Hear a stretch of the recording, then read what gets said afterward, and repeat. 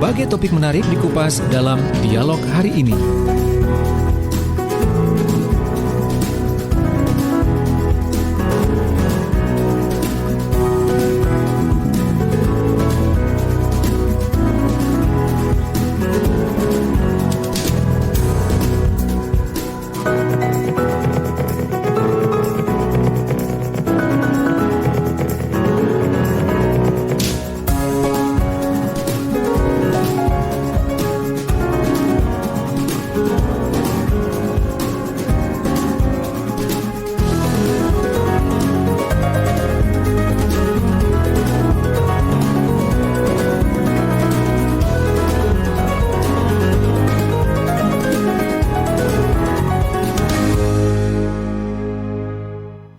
Ya sahabat, untuk mengawali di pagi hari ini kita sudah bergabung dengan Ibu Sri Andari selaku Kepala Seksi Kesgan dan Gizi Dinkes Sidoarjo, di mana kita nanti akan membicarakan tentang tema jadikan lansia sehat bugar produktif dengan melakukan germas hidup sehat.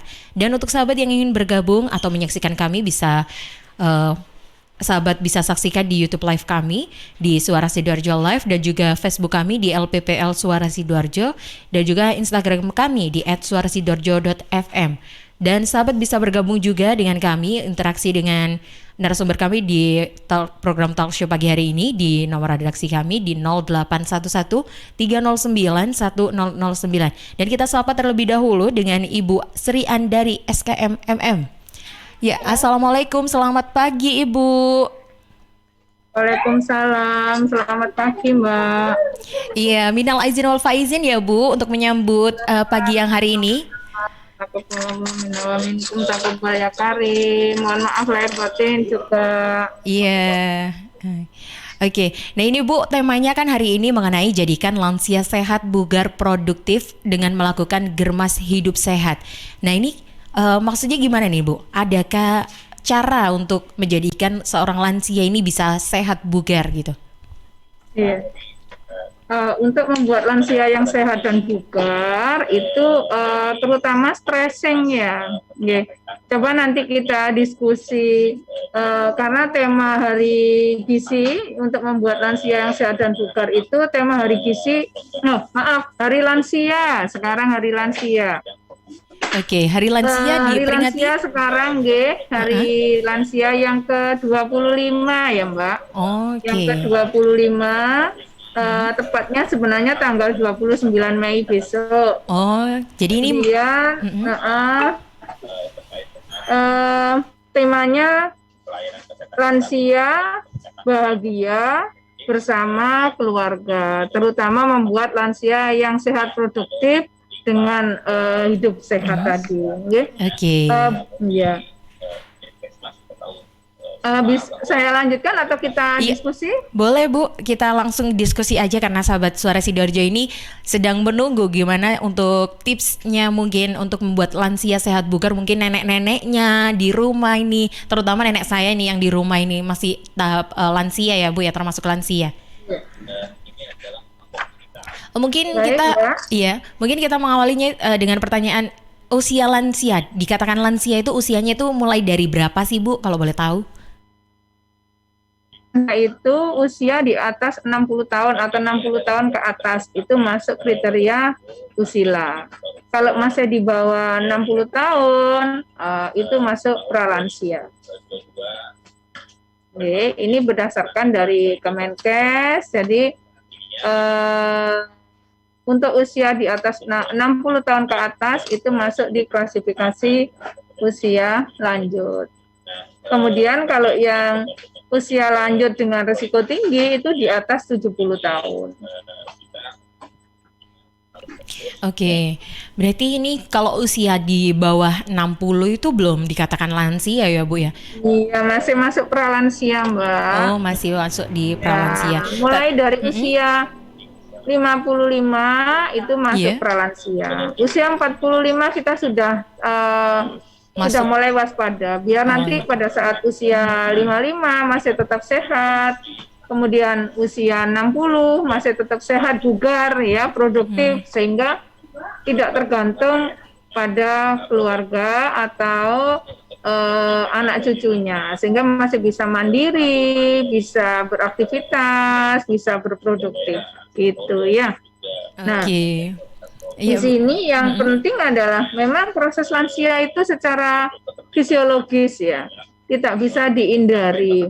Akan tetapi kita harus betul-betul bisa meningkatkan kualitas hidup lansia tersebut sehingga bisa menjadi lansia yang betul-betul produktif, bugar ya. Nah, terutama di sini kita harus tetap beraktivitas atau kualitas, terutama kualitas di dalam makanan, nutrisi terutama.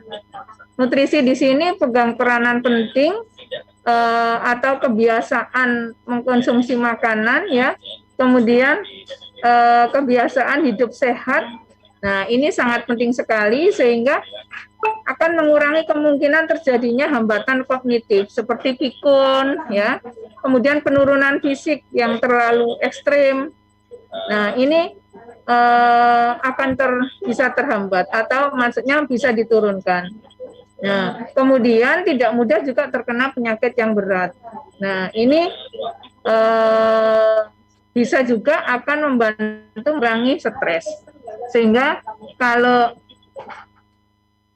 para lansia di sini hidupnya sehat, kualitas hidupnya bagus, maka tidak akan terjadi stressing atau tidak cepat lupa, ya.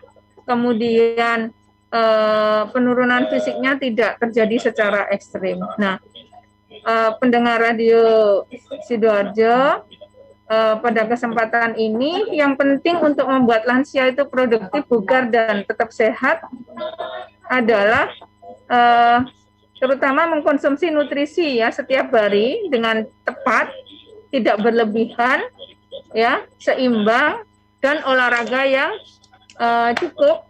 Ya, olahraga yang cukup ini akan sangat membantu membuat para lansia itu menjadi bugar. Ya, ini yang sangat penting sekali kita sampaikan kepada para lansia kita. Karena kita tidak bisa mengelak, ya, tidak bisa mengelak akan terjadinya perubahan-perubahan fisik pada para lansia. Akan tetapi ini bisa dicegah dengan nutrisi yang bagus atau nutrisi yang seimbang sesuai dengan kebutuhannya, kemudian olahraga yang cukup. Okay. Itu kemudian juga para lansia ini biasanya kan kalau sudah usianya di atas 60 tahun itu kecenderungan mulai mengalami kurang lebih ada 5-10 jenis masalah kesehatan.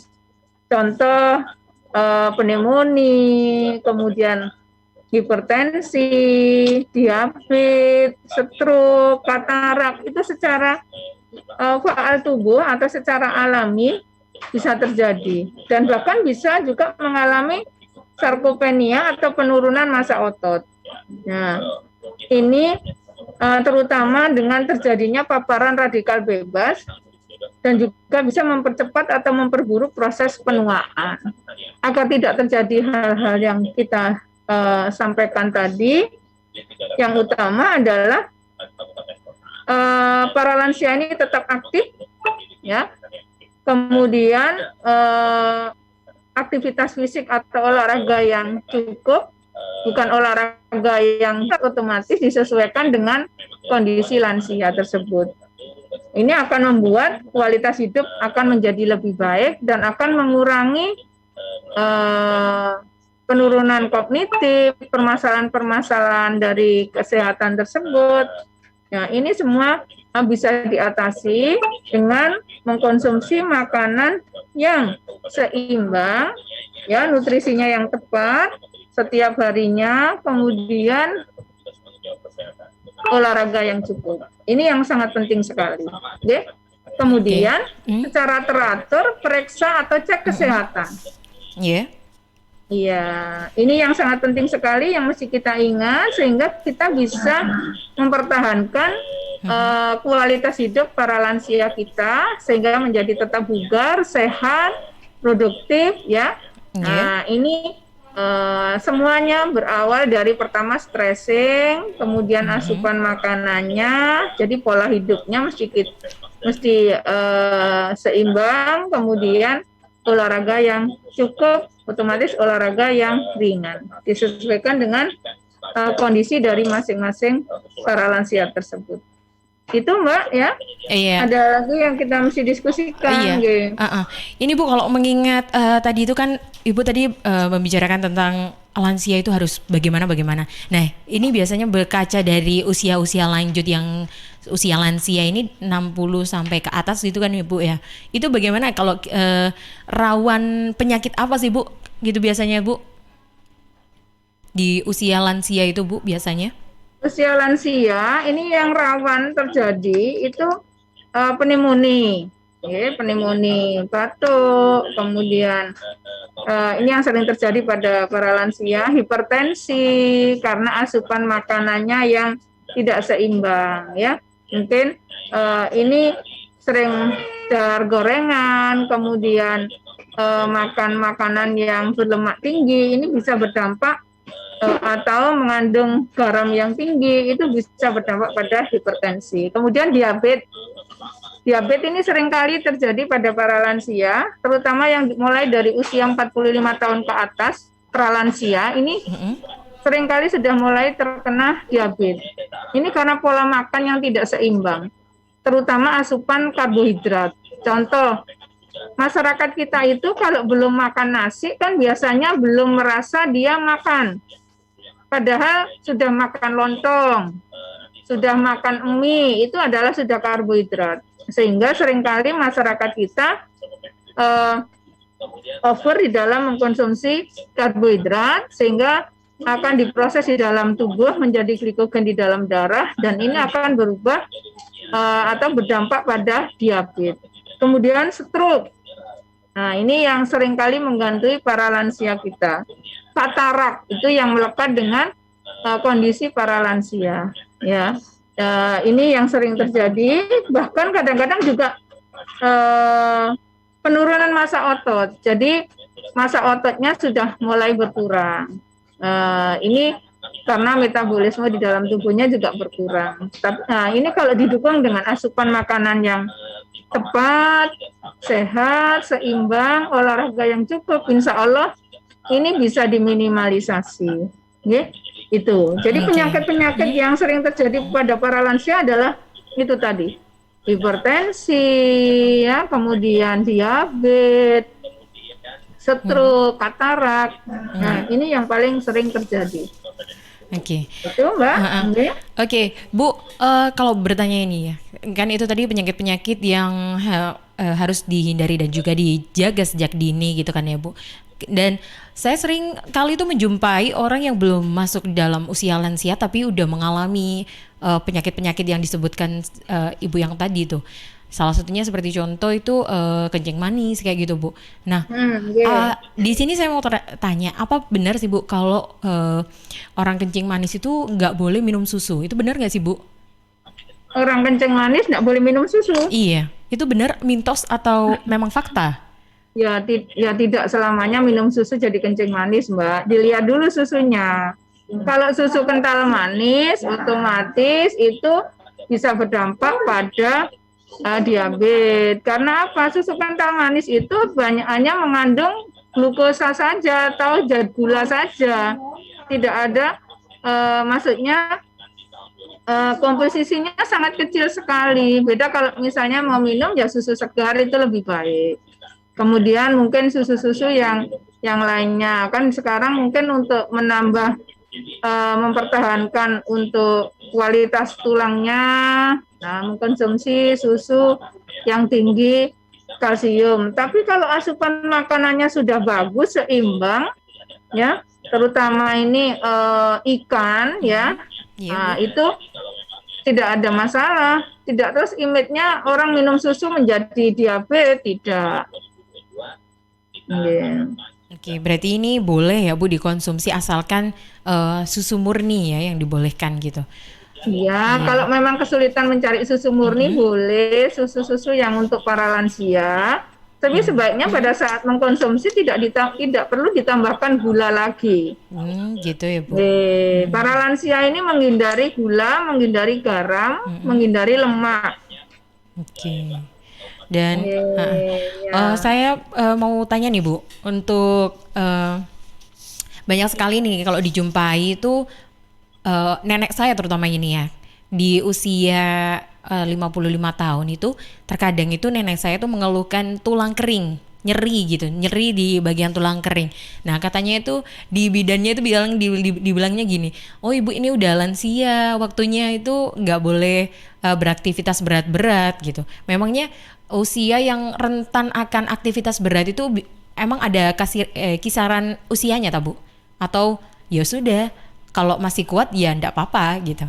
Boleh nih Bu dijelaskan ini. Biasanya ini banyak pertanyaan yang seperti itu, terutama di kalangan usia di 50 ke atas ini Bu.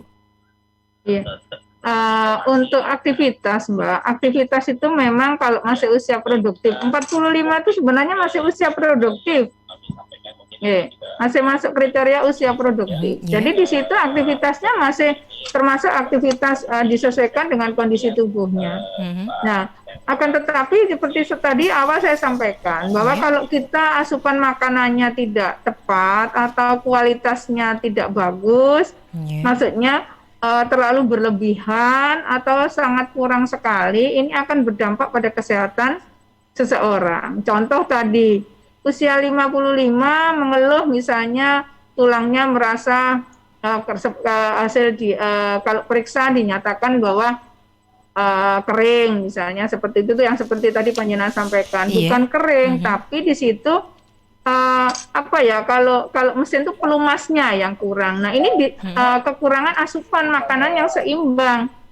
Contoh, harusnya makanan itu mengandung 4 kelompok makanan. Kalau kita istilahnya di konseling itu ada 4 bintang di situ. Ada 4 bintang itu, ada makanan pokok, kemudian secukupnya, kalau sudah lansia berarti menyesuaikan, kemudian ada kelompok dari sumber sayur, ya sayur, ini mengandung vitamin, ya, kemudian juga dari mengandung zat besi atau protein dari hewani, dari lauk pauk dari ikan-ikan, kemudian sumber makanan yang lain yang dari sumber protein hewani, kemudian dari kacang-kacangan. Kacang-kacangan ini mengandung protein nabati. Contoh dari kacang hijau atau tempe, tahu, itu adalah dari kacang-kacangan. Kemudian yang tadi adalah sayur dan buah. Ini sangat penting sekali, terutama pada saat masa lansia. Di sini lebih banyak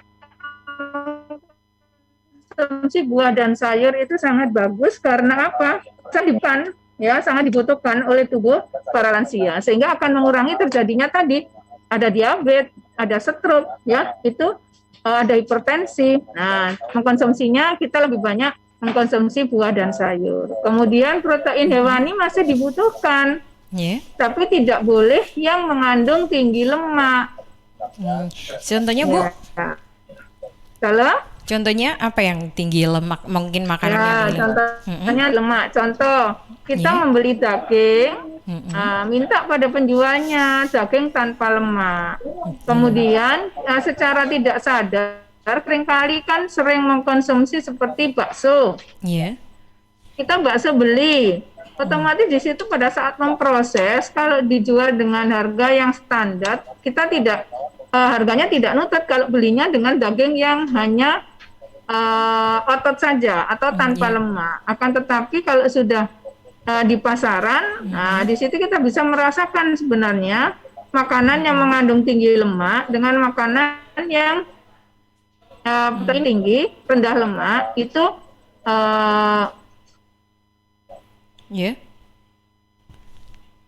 tetap kita merasakan. Ya, seperti rasanya ada berminyak, itu adalah lemak yang tinggi. Kalau sudah seperti para lansia seperti saya, misalnya usia 55 ke atas kita, itu sudah kita kurangi konsumsi makanan yang mengandung lemak. Kemudian yang paling bagus adalah Ya, Bu. protein hewani itu dari ikan, ya.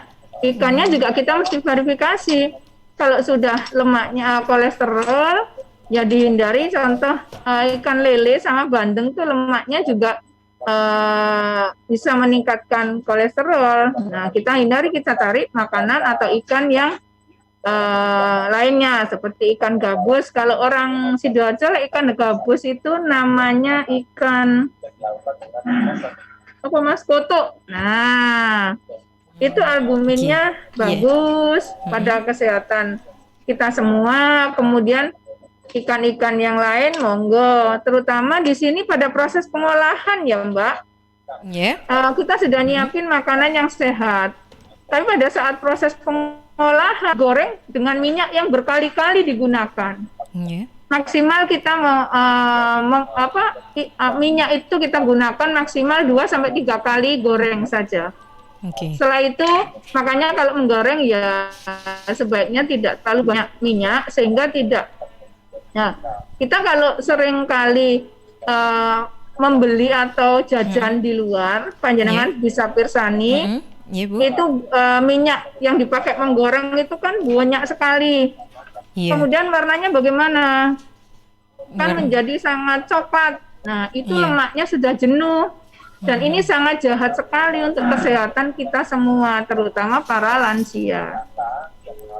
Makanya sebaiknya ya kita mesti membuat makanan sendiri. Maka pada saat menggoreng 2-3 kali, setelah itu diminggirkan minyaknya. Karena itu masih belum lemak jenuh. Kalau sudah lebih dari 3 kali, lemaknya sudah jenuh, ini akan berdampak pada kesehatan kita semua, terutama para lansia.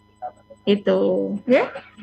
Oke, Bu. Kita jeda terlebih dahulu ya. Ini ada yang mau lewat ini karena obrolan topik ini kita akan sambung lagi, dan juga ini sudah ada beberapa mungkin yang masuk pertanyaan dari redaksi kami. Dan untuk sahabat Suara Sidoarjo yang ingin bergabung dan juga ingin bertanya atau berkonsultasi sekaligus bisa langsung hubungi di nomor redaksi kami di 0811-309-1009.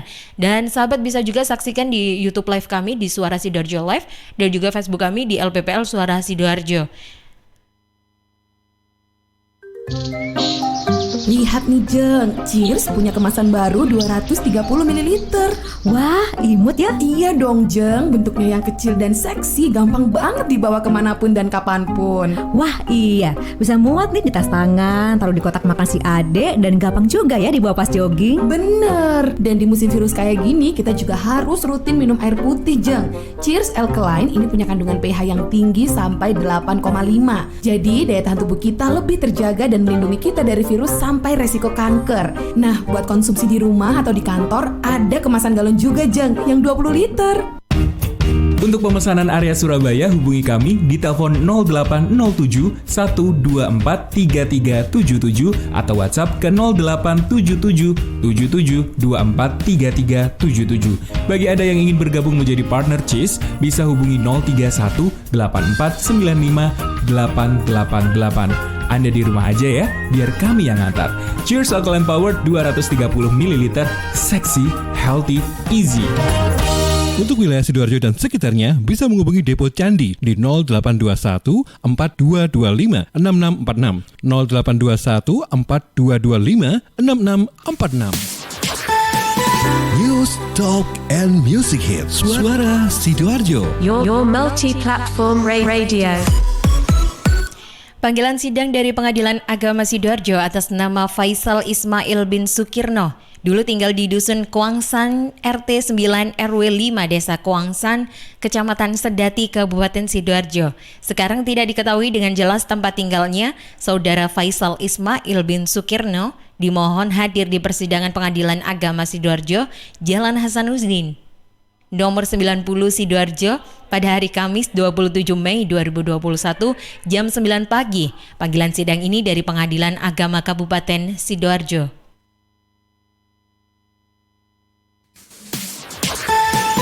News, Talk, and Music Hits. Suara Sidoarjo. Your multi-platform radio. Panggilan sidang ditujukan dari Pengadilan Agama Sidoarjo atas nama Haryono Basuki bin Supandi HW. Dulu tinggal di Sekawan Molek 1 Blok E5 RT 21 RW 2 Kelurahan Pucanganom, Kecamatan Sidoarjo, Kabupaten Sidoarjo. Sekarang tidak diketahui dengan jelas tempat tinggalnya. Saudara Haryono Basuki bin Supandi HW dimohon hadir di persidangan Pengadilan Agama Sidoarjo, Jalan Hasanuddin nomor 90 Sidoarjo pada hari Kamis 27 Mei 2021 jam 9 pagi. Panggilan sidang ini dari Pengadilan Agama Sidoarjo. News, Talk, and Music Hits. Suara Sidoarjo. Your multi-platform radio. Rokok opo iki lho, kok putihan? Ya rokok kok, ya murah, ya akeh. Rokok ilegal ki. Masa rokok ilegal iki? Yo ki. Lah awakmu kok roh nek iki rokok ilegal? Rokok ilegal iki gak nek pita cukene. Samen paling roe bandro iku lho. Rokoke kudu enek merek karo nama perusahaane sing terdaftar ndek bea cukai. Lokasi pembuatane ndek kene ya gak enek. Terus ndek kene rokok ilegal iki gak enek gambar karo peringatane teko pemerintah. Berarti rokok ilegal gak resmi no? Aduh ya mesti to Lemul. Rokok ilegal iki merugikan negara. Mergo ora bayar cukai sing digembangun negara. Walah tutu, sepenting wong-wong gak roh. Loh, gak iso lagi. Makane to Le, tuku sing pasti-pasti ae. Aja ngawur. Laporkan peredaran rokok ilegal ke kantor Bea Cukai terdekat atau hubungi nomor 1.500 225 1.500 225. Iklan layanan masyarakat ini dipersembahkan Bea Cukai Sidoarjo. Ayo, ngewangi Bea Cukai, berantas rokok ilegal. Bea Cukai Sidoarjo, fokus mengawasi, tulus melayani. News, Talk, and Music Hits. Suara Sidoarjo. Your multi-platform radio. Sahabat, seiring bertambahnya usia, tubuh mulai bersifat asam atau asid, sehingga mudah terserang penyakit. Segera perbaiki pola makan dan perbanyak asupan alkalin seperti sayur, buah, dan Cheers Alkaline Powerade. Cheers Alkaline, air minum kesehatan dengan pH tinggi 8,5 yang setara dengan sayur dan buah, punya 6 manfaat: meningkatkan metabolisme dan daya tahan tubuh terhadap virus, menjadi antioksidan alami pencegah kanker, menjaga kekuatan tulang dan gigi, membantu penyerapan mineral lebih efektif, membantu hati dan ginjal, membuang racun dari tubuh, serta mencegah sakit MAH. Info lengkap Cheers hubungi Sutrisno di 0821 4225 6646 0821 4225 6646. Cheers, healthy drinking water. News, Talk, and Music Hits. Suara Sidoarjo. Your multi-platform radio. Sahabat BP Jam Sostek memberikan perlindungan khusus untuk pedagang, petani, driver online, wira swasta, buruh harian lepas, dan pekerja mandirinya. Kerja tenang mergo ono perlindungan, iuran rutin hanya 36.800 per bulan. Manfaatkan iuran pengobatan dan juga perawatan tanpa batas sesuai indikasi medis. Santunan kematian 70 juta rupiah meninggal dunia karena kecelakaan kerja. Santunan kematian 42 juta rupiah meninggal dunia bukan karena kecelakaan kerja. Dan masih ada perlindungan lainnya. Info lebih lanjut hubungi di 031 894 55924 031 894 55924. Informasi ini dipersembahkan oleh BP Jam Sostek Sidoarjo. Gue dapat dari grup sebelah nih, katanya vaksin COVID-19 itu... Iya, aku tahu dari temennya temanku punya temen. Nah, kita sebarin aja ke 10 grup, kita lihat. Udah. Infonya COVID kayaknya nih. Ini apa sih? Berita COVID dari mana nih? Jangan-jangan hoax lagi. Bener nggak? Masa hoax sih? Tuh, hoax. Waduh, hati-hati hoax nih. Masa sih?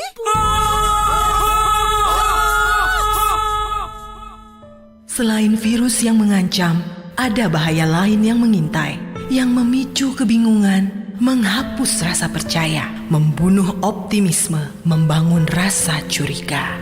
Ribuan hoax yang beredar menghambat penanggulangan pandemi. Stop hoax dari sekarang. Tahan, saring sebelum sebar. Kalau dapat informasi, tahan dahulu. Cek di www.hoax.infovaksin.id baru disebar. Dipersembahkan Kominfo dan Komite Penanganan COVID-19 dan Pemulihan Ekonomi Nasional. Kesehatan pulih, ekonomi bangkit. Serta Indonesia Persada ID untuk menyiarkan baik. News, Talk, and Music Hits. Suara Sidoarjo. Your multi-platform radio. Ya sahabat, kita kembali lagi di talk show bersama Dinkes, yakni kita masih dengan Ibu Sri Andari yang membahas tentang tema jadikan lansia sehat bugar produktif dengan melakukan germas hidup sehat.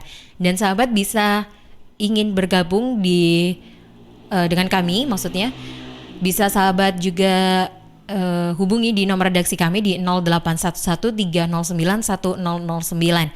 Dan sahabat juga bisa tonton kami di YouTube live kami di Suara Sidoarjo Live dan juga Facebook kami di LPPL Suara Sidoarjo. Dan kita menyambung lagi dengan pembahasan yang tadi Bu ya, diskusi kita. Ya, kita sapa dulu Bu Sri Andari. Ya. Bu. Lagi Mas. Oke. Ya. Oke, Bu, menyambung dari diskusi yang tadi. Mbak Mega ya? Iya. Menyambung dengan diskusi yang tadi, Bu. Gimana Bu? Tadi kan udah dijelasin mengenai tips juga konsumsi yang baiknya bagaimana, dan juga tentang penyakit-penyakit yang sudah rawan di usia lansia mulai dari 60 ke atas itu udah dijelaskan juga. Nah, saya ini mau nanya tentang gimana caranya untuk menjaga tubuh agar bugar nih Bu. Apakah dengan olahraga itu juga bisa dilakukan? Kalau semuanya bisa dilakukan, olahraga yang seperti apa yang boleh dilakukan di usia rentan di lansia tersebut?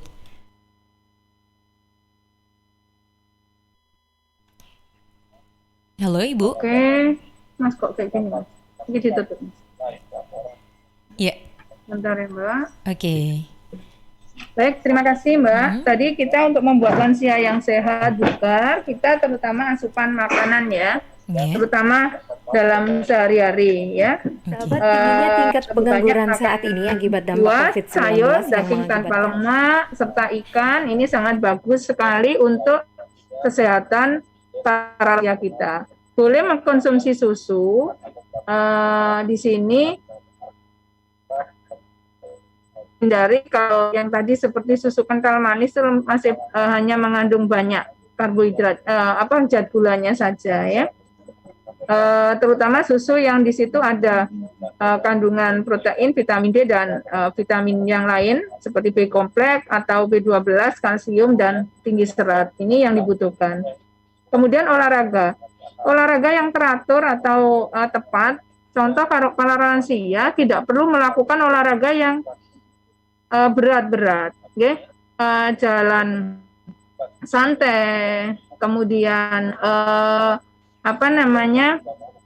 aktivitas-aktivitas fisik lainnya yang sangat ringan. Bersepeda itu kalau yang masih kondisinya ini ya bersepeda santai, ya itu masih boleh dilakukan. Akan tetapi di sini kita melihat dengan mungkin punya penyakit, kalau misalnya sudah ada masalah dengan jantungnya, ya sebaiknya tidak melakukan aktivitas atau olahraga yang berat. Contoh, kadang-kadang ada yang masih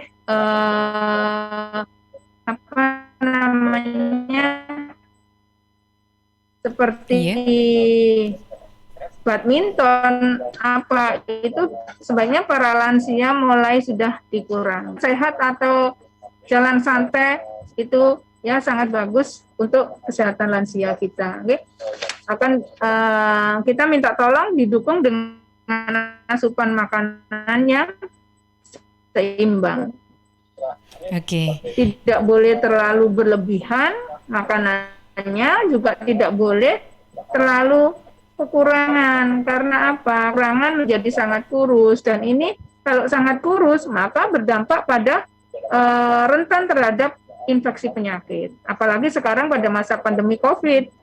Jadi kondisinya mesti harus sehat ya, sebaiknya betul-betul prima itu. Jadi asupan makanannya terutama di sini sayur dan buah yang banyak mengandung vitamin dan mineral untuk menggantikan sel-sel yang rusak, terutama di sini adalah sumber makanan yang mengandung protein. Itu didapatkan dari ikan atau lauk pauk yang dikonsumsi oleh para lansia. Okay? Jadi kebutuhan nutrisinya harus tercukupi, itu adalah kunci pertama yang mesti agar terjaga kesehatannya. Okay? Kemudian dihindari mengalami obesitas karena dampaknya sangat serius sekali. Bisa mudah terkena patah tulang, ya. Nah ini kalau obesitas ya. Kemudian juga bisa overweight, ya ini bisa meningkatkan masalah jantung. Ya, bisa mengalami jantung koroner. Kemudian kalau kekurangan, ya, yang kurus tadi, ya, ini mudah terkena penyakit infeksi, ya. Terutama di sini masa pandemi COVID, ya, dia akan mudah terkena infeksi termasuk COVID. Nah, makanya semakin tua seseorang di sini biasanya dampaknya adalah nafsu makan mulai berkurang. Nafsu makannya berkurang. Nah, ini yang bisa mengatasi adalah sumber makanan yang sudah kita sampaikan tadi, terutama protein dari yang bisa dikonsumsi para lansia tadi ya, terutama protein dari ikan atau dari hewani, tapi yang rendah lemak. Kemudian apabila lansia tersini sulit untuk mengkonsumsi makanan atau bermasalah nafsu makannya yang turun tadi, maka bisa ditambahkan dengan suplemen vitamin ya, terutama di sini vitamin C ya. Kita bisa kalau di desa bisa datang ke posyandu lansia. Akan tetapi di masa pandemi COVID di sini posyandu lansia untuk para lansia ini memang masih tangguhkan karena para lansia ini rentan terhadap terinfeksi penyakit. Nah ini jadi untuk posyandu lansia bisa dilakukan melalui WA. Apabila terjadi permasalahan, maka ini akan berkonsultasi dengan tenaga kesehatan yang ada di puskesmas atau dokter yang ada di puskesmas setempat, sehingga bisa mendapatkan pelayanan atau penanganan secara cepat. Ya, jadi kita bergeser ke terutama di redaksi. sini asupan makanan yang seimbang. Kita bergeser ke pertanyaan redaksi, Bu, ya. Ya, ini sahabat Suara Sidoarjo antusias sekali nih sudah ingin bertanya ini kepada Bu Sri ini mengenai seputar lansia, mungkin dari nenek-neneknya atau kakeknya ini, dari kerabat-kerabatnya. Kita bergeser ke redaksi, di tim redaksi sudah ada pertanyaan yang masuk? Ya, sudah ada pertanyaan yang masuk. Ya, boleh dibacakan Kanza? Ya, ini pertanyaan dari Tiara di Keranggan. Papa saya itu pikun, Bu. Adakah terapi atau olahraga untuk bisa sedikit menyembuhkan? Kemudian dari... Suaranya kurang jelas ya, Mbak? Oh, suaranya kurang jelas. Bisa dikeraskan, Mbak Kanza? Dari Kak Tiara di Keranggan. Papa saya itu pikun, Bu. Adakah terapi atau olahraga yang bisa menyembuhkan? Kemudian dari Denny di Pejarakan, apakah jam 9 pagi waktu yang tepat untuk olahraga bagi lansia atau setelah subuh? Oke, kita dua pertanyaan terlebih dahulu aja ya, karena kita masih menghubungkan dengan Ibu Sri nih, karena koneksinya. Ya Ibu, apakah sudah jelas? Ya. Yang pertanyaan ini enggak jelas, ini sudah 100 ininya. Oke Bu, ini akan saya bacakan lagi ya mengenai pertanyaannya. Yang ditanyakan tadi ada dari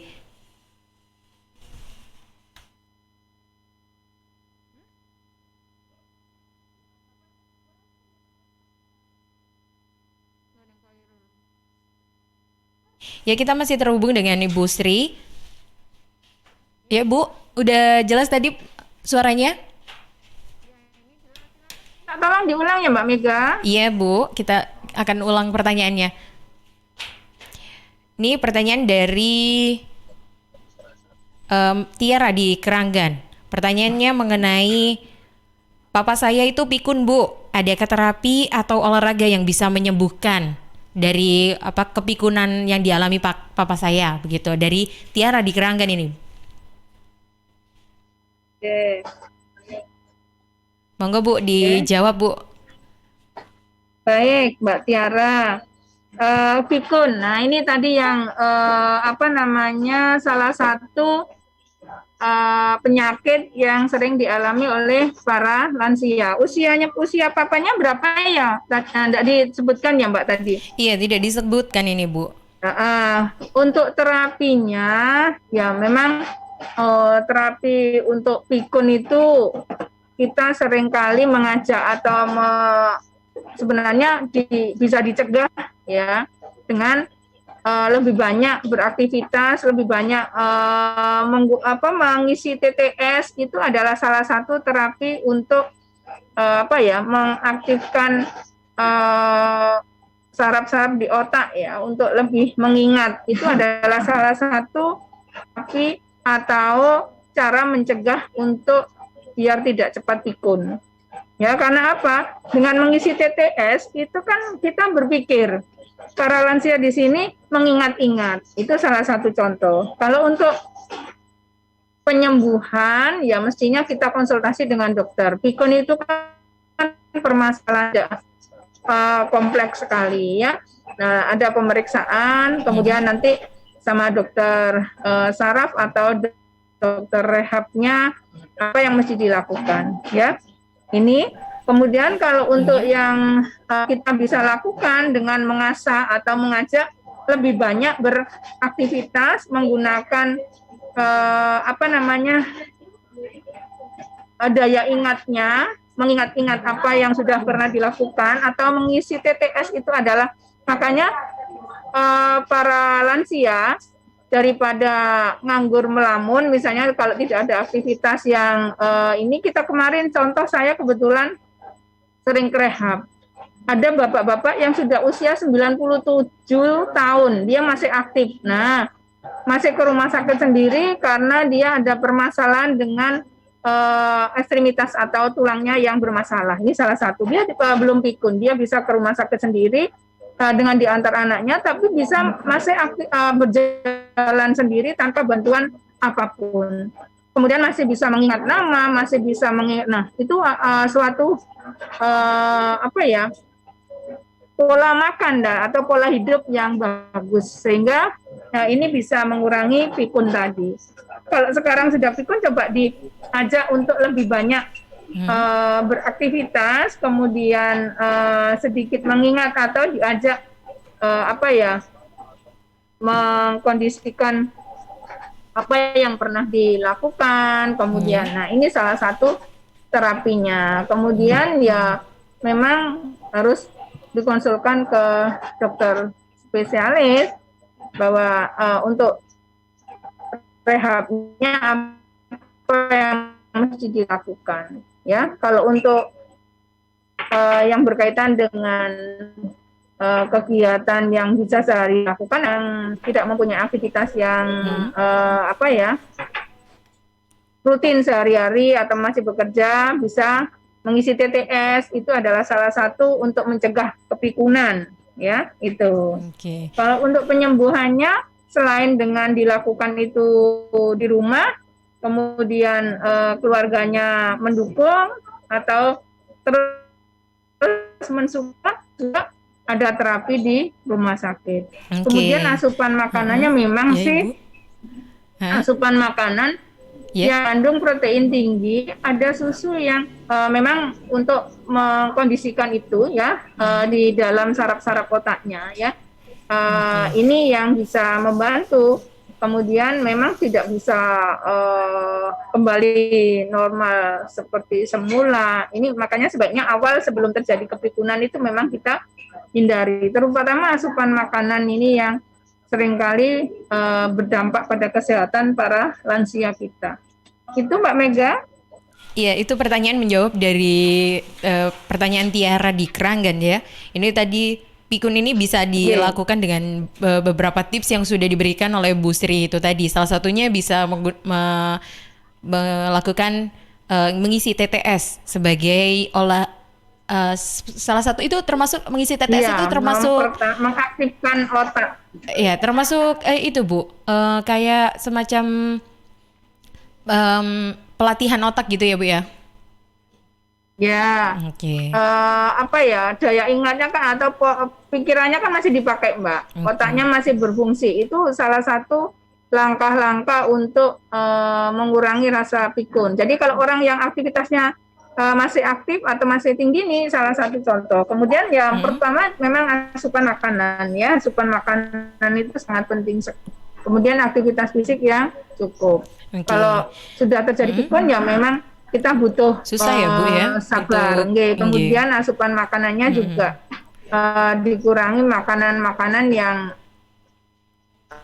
lemak jenuhnya tadi tambah kemudian makanan yang mesti buah dan sayur itu sangat bagus sekali. Kemudian sumber protein ya itu yang bisa menghentikan jaringan-jaringan yang rusak terutama di sel-sel otak. Hanya menggantikan, tidak membuat karena kita sudah lansia, walaupun minum DHA habis berapapun kita tidak akan ada peningkatan untuk sel otaknya, akan tetapi menggantikan sel-sel yang rusak.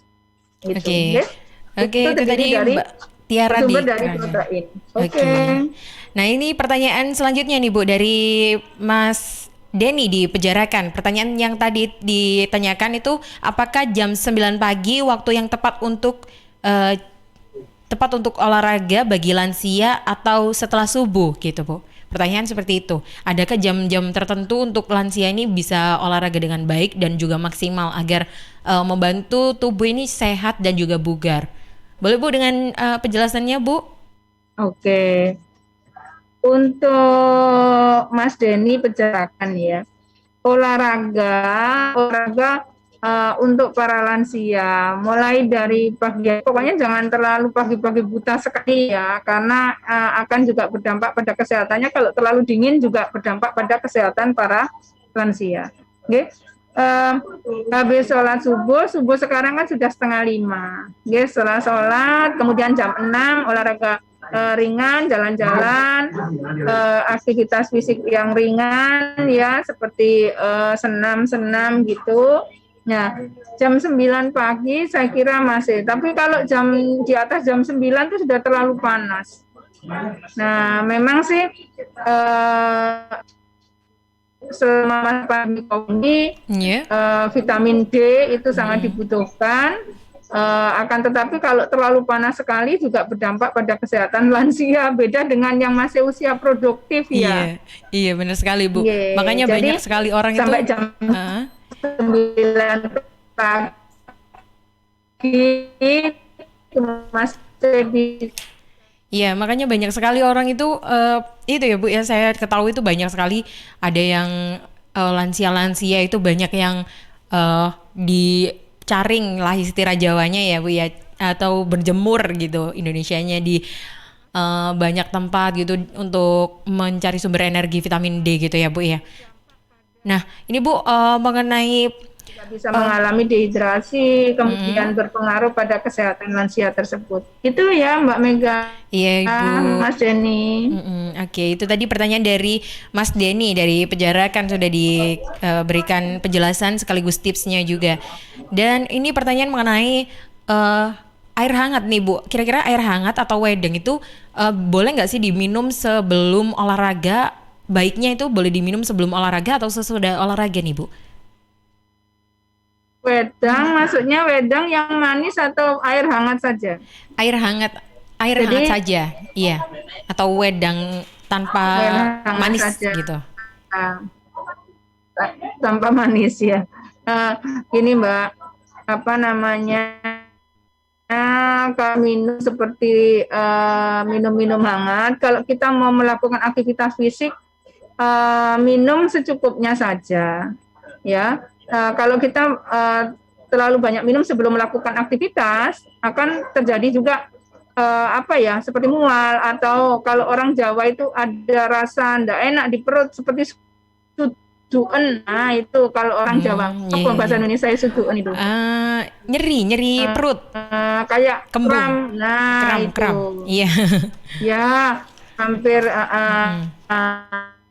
nah, memang secukupnya sebelum melakukan aktivitas fisik, kemudian setelah melakukan aktivitas fisik, monggo minum, tapi juga secukupnya, tidak boleh berlebihan. Dan sebaiknya memang hangat. Karena apa? Kalau kita minum air es, itu juga bisa berdampak pada kesehatan kita juga, gitu. Okay? Jadi minum air hangat, terutama di masa pandemi ini adalah sangat penting sekali. Oke. Ini ada satu pertanyaan lagi nih Bu, yang sudah masuk Bu. Dari Bohar, pertanyaannya jadi gini Bu. Oma saya kalau capek habis masak sering minum jamu Bu, bisa seger badannya, jadi nggak perlu olahraga lagi. Ini boleh nggak tidak dikonsumsi secara rutin? Jamu ini sebenarnya boleh nggak sih dikonsumsi secara rutin gitu? Tapi efeknya ini yang dirasakan dari omanya Kak Bohar ini berasa segar gitu. Nah ini penjelasannya secara medis itu gimana sih Bu? Oke, minum jamu, Mbak, lihat jamunya nggih. Kalau misalnya jamu buat sendiri seperti kunyit itu kan atau temulawak, ya kurkuma itu juga mengandung antibiotik. Kunyit itu juga mengandung antibiotik. Kalau minum sebaiknya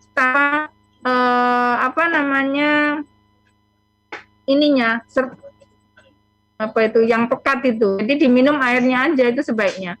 Tapi kalau yang dengan Mas Bohar di sini minum jamu apa dulu? Jamunya ataukah jamu kemasan yang seperti jamu ibu atau jamu jago. Nah, itu kalau terlalu sering minum jamu, ampasnya jamu itu kalau di dalam lambung tidak bisa diserap oleh lambung secara maksimal, dan ini akan berdampak juga terjadinya konstipasi atau susah BAB, perutnya bisa menjadi kembung dan bisa menjadi bermasalah. Memang jamu-jamu di situ ada, terutama yang jamu ada beberapa jamu itu yang sudah ditambahkan dengan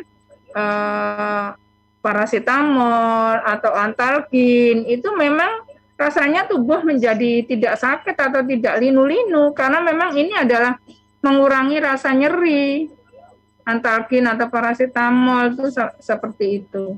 Kemudian kalau sebaiknya adalah jamu yang kita membuat sendiri seperti kunyit atau kencur atau apalah, itu diambil airnya saja, direbus dengan air, ambil airnya tanpa mengambil atau yang pekat itu ikut, karena itu tidak akan bisa diserap oleh lambung kita, terutama para lansia. Ini akan terjadi permasalahan di tubuhnya. Nah, ini tidak bisa diserap dengan maksimal dan bisa berdampak pada kesehatannya lagi. Oke, itu. Nah, ini akan bermasalah, dan ini saya pernah juga punya keluarga yang mengalami hal seperti itu. Jadi sukanya minum jamu, akhirnya kesakitan, kemudian dibawa ke rumah sakit. Nah, permasalahannya adalah dampak dari minum jamu tadi, ini akan menumpuk di dalam lambung dan tidak bisa diserap dengan maksimal, dan ini akan berdampak pada permasalahan kesehatan, terutama para lansia kita. Jadi biasanya masyarakat kita tanpa enggak usah melakukan aktivitas fisik misalnya, kita sudah sehat dengan minum jamu. Itu membuat masyarakat kita menjadi akhirnya tidak melakukan aktivitas, padahal aktivitas itu mesti kita lakukan walaupun sangat ringan sekali. Mungkin kita muter-muter di halaman, atau mulai dari pagi hari kita mungkin menyiapkan untuk keperluan kita sendiri, itu kan juga sama dengan kita melakukan aktivitas. Sebaiknya kita hindari ya menggunakan terutama jamu-jamu yang diminum sekalian dengan serbuknya atau ampasnya, itu sangat berbahaya sekali. Sebaiknya kita menggunakan jamu-jamu tradisional seperti yang tadi, merebus kunyit atau apa. Nah, ini kan kita lagi aktifan sekarang ini tradisional ya, pengobatan tradisional dengan toga, ya, itu bisa kita kondisikan. Itu pun juga dengan otomatis tidak dikonsumsi dengan jumlah yang berlebihan, dan ini akan berdampak juga pada kesehatan kita semua. Itu Mbak. Oke, itu tadi sangat penjelasannya sangat bermakna sekali ya Bu ya, karena itu tadi juga diterapkan juga di dalam kehidupan sehari-hari. Bu, dari kita ngobrol panjang lebar ini dengan tema jadikan lansia sehat, bugar, dan produktif dengan melakukan germas hidup sehat, kira-kira ada closing statement untuk sahabat Suara Sidoarjo yang lagi nonton di acara talk show ini, gimana Bu? Boleh? Baik, terima kasih Mbak. Para lansia agar tetap sehat produktif, terutama di sini sebelum kita mengkondisikan tadi, sebelum menjadi sakit, kita sebaiknya mengkonsumsi makanan, terutama yang poin penting di sini adalah mengkonsumsi makanan atau nutrisi yang seimbang atau yang tepat, tidak berlebihan dan tidak juga kurang. Kemudian hindari makanan-makanan yang mengandung lemak jenuh seperti tadi, makanan yang digoreng dengan minyak yang sudah digunakan berkali-kali. Ini sangat serius sekali dampaknya pada kesehatan, terutama pada lansia. Ya, bisa mengalami permasalahan jantung koroner atau stroke karena pola makan yang tidak seimbang tadi, lemaknya terlalu jenuh sehingga berdampak pada kesehatan para lansia kita. Jadi asupan makanan itu sangat penting, terutama makanan dalam sehari-hari. Di sini sangat dibutuhkan oleh tubuh para lansia. Protein masih tetap dibutuhkan. Ini bersumber dari lauk pauk, terutama dari hewani. Boleh daging tapi tanpa mengandung lemak. Kemudian dari ikan-ikan atau dari susu boleh dikonsumsi. Sebaiknya dihindari susu kental manis karena hanya banyak mengandung, atau susu kental manis di sini banyak mengandung glukosa atau zat gula, sehingga bisa berdampak pada permasalahan yang dialami oleh atau permasalahan kesehatan lansia, terutama tadi penyakit-penyakit yang sering terjadi pada lansia seperti pneumonia, hipertensi, diabetes, stroke, kemudian katarak. Ini adalah sebenarnya yang diabetes, stroke, kemudian hipertensi ini bisa dihindari dari pola makan yang seimbang tadi. Kemudian juga lakukan olahraga atau aktivitas fisik yang sesuai dengan kondisi para lansia, ya, olahraga yang ringan. Nah, ini sangat membantu sekali untuk mempertahankan kesehatan para lansia di sini.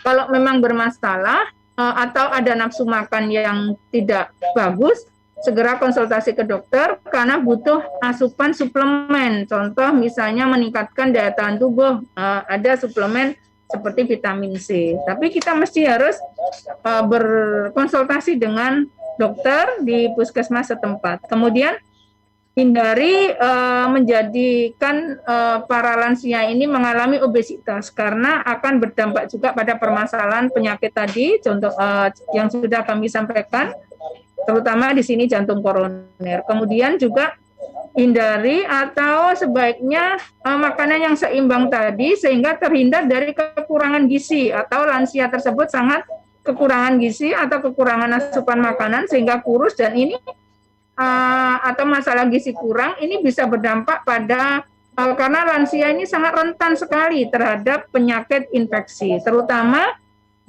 atau termasuk COVID, sehingga kita betul-betul jaga para lansia kita agar tetap sehat, terutama dari asupan makanan dan aktivitas fisik atau olahraga tadi.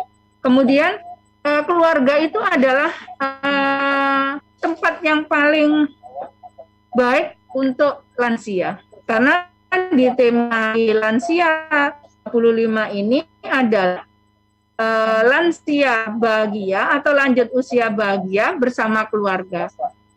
Kita minimalisasi para lansianya di sini untuk dititipkan di pantai Jompo atau Karangberda, ya, panti ya, panti berda itu kita hindari karena ini akan memperparah kondisi para lansia tersebut.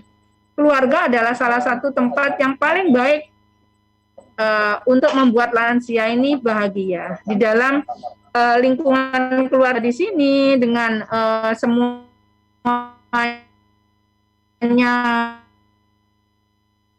mendukung, dan para lansia sekarang kita berdayakan bisa membuat masyarakat kita menjadi sehat, terutama lansia yang masih energik, kemudian ini bisa mengurangi atau menekan.